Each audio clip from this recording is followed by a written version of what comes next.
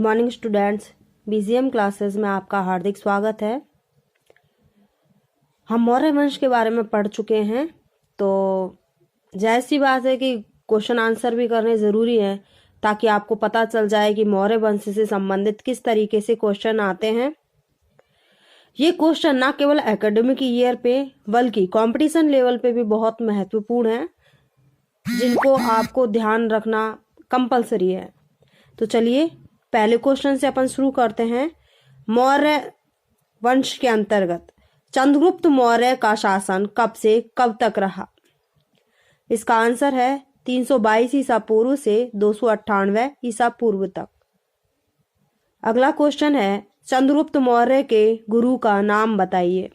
इसका आंसर है चंद्रगुप्त मौर्य के गुरु का नाम चाणक्य, जिसको हम विष्णुगुप्त या फिर कौटिल्य के नाम से भी जानते हैं। अगला क्वेश्चन है चंद्रगुप्त ने मगध के किस शासक को हराकर मौर्य वंश की स्थापना की? इसका आंसर है चंद्रगुप्त ने मगध के घनानंद को हराकर मौर्य वंश की स्थापना की।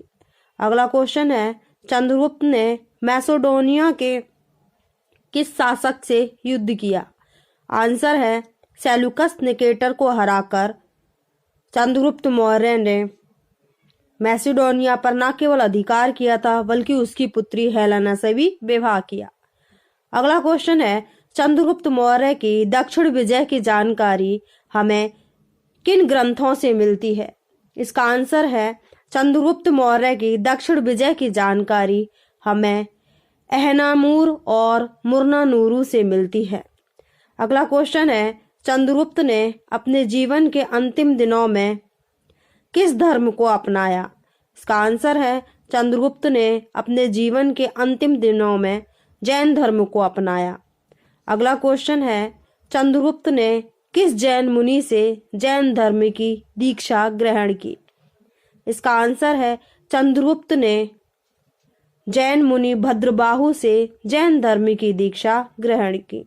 अगला क्वेश्चन चंद्रगुप्त ने किस जगह अपने शरीर का त्याग जैन विधि संलेखना द्वारा किया?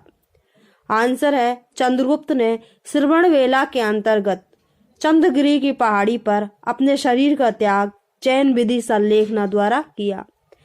नेक्स्ट क्वेश्चन है यूनानी लेखकों द्वारा बिंदुसार का अन्य नाम कौन सा बताया गया है? इसका आंसर है यूनानी लेखकों ने बिंदुसार का नाम अमित्रोचैट्स बताया है। अगला क्वेश्चन है स्ट्रैबो के अनुसार बिंदुसार का क्या नाम है? आंसर है स्ट्रैबो ने बिंदुसार को अलिट्रोक्रेट्स कहा है। नेक्स्ट क्वेश्चन है फ्लीट के द्वारा बिंदुसार को क्या कहा गया? आंसर है फ्लीट ने बिंदुसार को अमित्रघात अथवा शत्रुओं का वध करने वाला बताया है। नेक्स्ट क्वेश्चन किस ग्रंथ के अनुसार बिंदुसार के शासनकाल में तक्षशिला में विद्रोह हुआ? आंसर है दिव्यावदान के अनुसार बिंदुसार के समय तक्षशिला में 2 विद्रोह हुए, जिनको दबाने के लिए वह पहले अपने पुत्र अशोक को बाद में सुसीम को भेजता है। नेक्स्ट क्वेश्चन है बिंदुसार के शासनकाल के दौरान मिस्र का राजा कौन था? आंसर है बिंदुसार के शासनकाल के समय मिस्र का राजा फिलाडेल्फस, जिसको टॉलमी द्वितीय भी कहते हैं, था। अगला क्वेश्चन है बिंदुसार ने किस यूनानी शासक से सूखे अंजीर व मदिरा एवं दार्शनिक भेजने की प्रार्थना की? इसका आंसर है बिंदुसार ने यूनानी शासक एंटियोकस प्रथम से सूखे अंजीर व मदिरा तथा दार्शनिक भेजने की प्रार्थना की। अगला क्वेश्चन है अभिलेखों में अशोक का नाम क्या मिलता है? आंसर है अभिलेखों में अशोक को देवानाम प्रिय और देवानाम प्रियदर्शी बताया गया है।